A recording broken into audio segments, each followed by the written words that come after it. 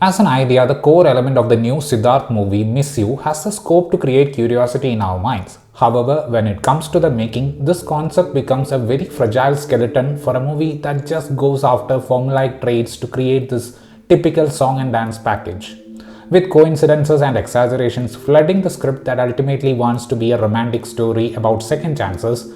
And Rajasekar's Miss You is a romantic comedy that is struggling to crack romance and comedy. So Vasu, our hero, is an assistant director in the film industry. An assassination attempt was made on him, and that accident eventually led to a scenario where he faced intermediate memory loss. Vasu, who came back after the accident, had no clue about what happened in the last 2 years. Vasu went to Bangalore, and there he saw a girl named Subbulakshmi and fell in love with her. How the 2-year-long memory loss affects this relationship is what we see in Rajasekar's Miss You.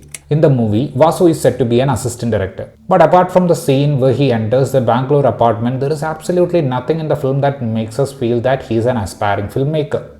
To be frank, at one point I even thought what happened to his dream of starting a coffee shop.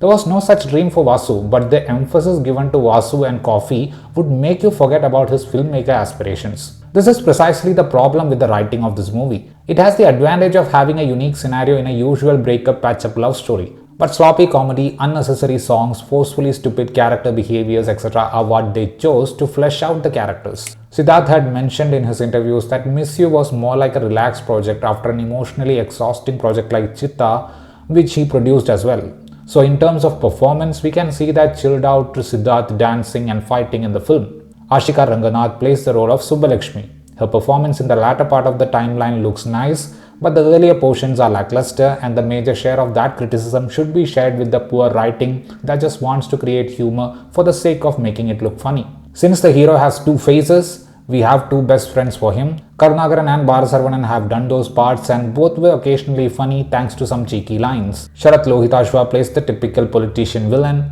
Jayaprakash and Ponvannan are your usual passum overdose parents. I wouldn't call Miss You an irritating film, because the film constantly teases you with the possibility of exploring the idea of a dysfunctional relationship. There is one moment in the scene where the hero sees the heroine at a wedding party. Post the song, where the friends asked him whether he found her actions cute and bubbly, Vasu's reply felt more like a dig at some of the Tamil films that celebrated immaturity as cuteness. Writer-director Rajasekar is not making an effort to make the events look organic. The way Vasu meets Bobby, the character played by Karunakaran, is such an exaggerated Tamil cinema trope, and the series of coincidences in the movie is unbearable after a point. The songs really didn't make much of an impression. The color palette of the cinematography keeps the film in that rom-com space. Towards the end of the film, we see that Vasu is getting a chance to pitch a story to actor Surya. As I already said, we don't see any movie-making related activity in the life of Vasu in the entire film except for taking his partner to a movie and leaving that midway. And when such a guy got an opportunity to pitch a script to Surya, I was like, this is precisely why Surya is not getting hits.